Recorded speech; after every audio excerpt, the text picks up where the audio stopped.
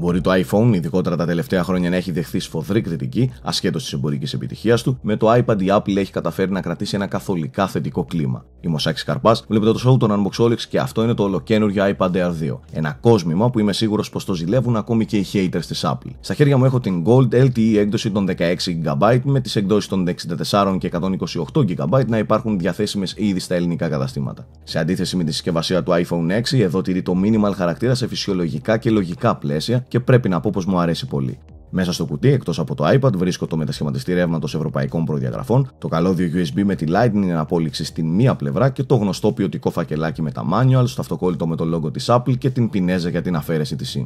Περνάω στο tablet. Πρώτα απ' όλα, σχεδιαστικά δεν υπάρχουν ειδοποιείς διαφορές με το πρώτο Air. Ωστόσο, είναι αδύνατο να μην ενθουσιαστεί κάποιος όταν πιάσει στα χέρια του το Air 2, κυρίως για το πάχος και το βάρος του.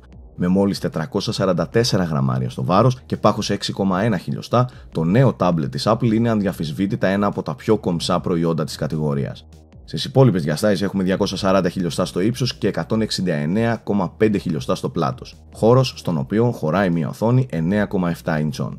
Αν και δεν είμαι φαν των χρυσών αποχρώσεων στα gadgets μου, οφείλω να ομολογήσω πως του iPad του πάει περισσότερο από ό,τι περίμενα. Βέβαια, το λευκό κομμάτι της LTE κεραιάς στο πίσω μέρος δεν είναι και ό,τι πιο κολακευτικό θα μπορούσε να κάνει η Apple, ειδικά στην Gold έκδοση του iPad. Συνεχίζω όμως να λατρεύω το αλουμινένιο σκελετό της Diamond Cut άκρες σε όλο το περίγραμμα, ενώ θεωρώ πολύ όμορφο touch το μεταλλικό νίκελ δαχτυλίδι στο home button, το οποίο πρέπει να αναφέρω πως πλέον λειτουργεί και ως fingerprint sensor, που όμως εμένα με αφήνει παγερά αδιάφορο. Γενικότερα, η όλη αίσθηση κατά τη χρήση του νέου iPad είναι εκπληκτική και θαρώ πως σε αυτόν τον τομέα η συσκευή δεν έχει και πολλούς ανταγωνιστές. Η διάταξη των πλήκτρων παραμένει ίδια με τη μοναδική διαφορά πως το Air 2 ο διακόπτης που αναλάμβανε το mute του ήχου ή το κλείδωμα της περιστροφής της οθόνης πλέον δεν υπάρχει.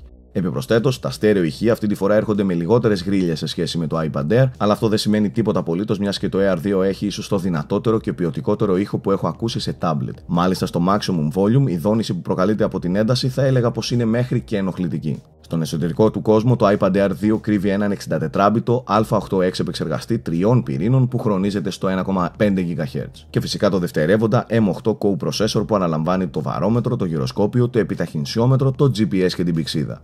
Η μνήμη RAM του συστήματος φτάνει τα 2 GB, νούμερο ρεκόρ για την Apple, ενώ ο διαθέσιμος χώρος αποθήκευσης στην έκδοση που κρατάω στα χέρια μου βρίσκεται στα 16 GB. Η οθόνη τεχνολογίας Retina έχει μέγιστη ανάλυση 2048x1536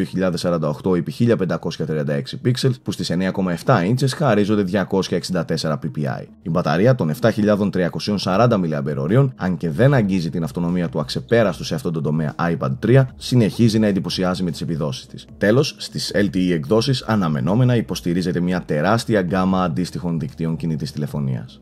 Ιδιαίτερη αναφορά πρέπει να γίνει και στη νέα iSight κάμερα του iPad Air 2, η οποία αυτή τη φορά έρχεται με αισθητήρα ανάλυσης 8 MP και της επιτρέπει να καταγράφει βίντεο 1080p στα 30 fps και 720p στα 120 fps. Εφόσον όμως δίνεται μια τέτοια έμφαση στην κάμερα, θεωρώ πως θα έπρεπε να υπάρχει και flash. Για την ιστορία, η δευτερεύουσα μπροστινή κάμερα έχει ανάλυση 1,2 MP και μπορεί να απαθανατήσει βίντεο έως και 720p στα 30 fps.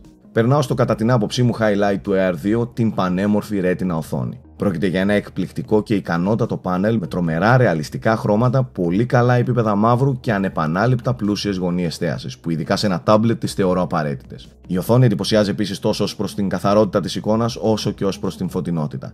Γενικότερα δεν χωράει αφιβολία πως το Air 2 έχει μία από τις ομορφότερες οθόνες στην κατηγορία. Όσον αφορά το λειτουργικό, την άποψή μου για το iOS την γνωρίζετε, αλλά θέλω να σταθώ σε 3 σημεία. Πρώτον, είναι εντυπωσιακό το πόσο γρήγορα εκτελούνται εφαρμογές και παιχνίδια, καθώς και το πολύ βελτιωμένο multitasking, το οποίο πήρε τρομερή πνοή από τα 2 GB της μνήμης RAM.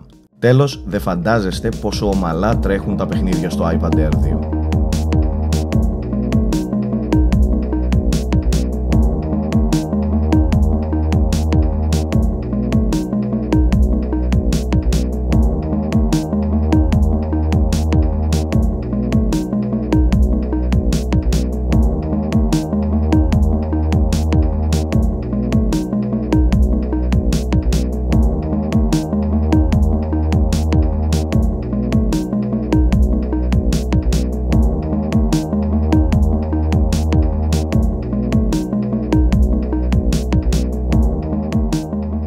Στο διατάφτα, θεωρώ πως οι κάτοχοι iPad παλαιότερων γενεών αξίζει να επενδύσουν γιατί οι βελτιώσεις είναι πολλές και σημαντικές. Δεν νομίζω όμως ότι θα έλεγα κάτι τέτοιο και για τους κατόχους του ήδη υπέροχου iPad Air. Τώρα, αυτό που εκτιμώ περισσότερο στα iPad από τα iPhone είναι η τιμολογιακή τους πολιτική. Μιας και τα 470 ευρώ που ζητάει η Wi-Fi έκδοση των 16 GB για το Air 2 είναι σαφέστατα κοντινότερα στην πραγματικότητα του σήμερα. Το σίγουρο είναι ότι η Apple στα tablets συνεχίζει να δίνει εξαιρετικές προτάσεις. Αυτά για την ώρα, τα λέμε στο unboxholics.com.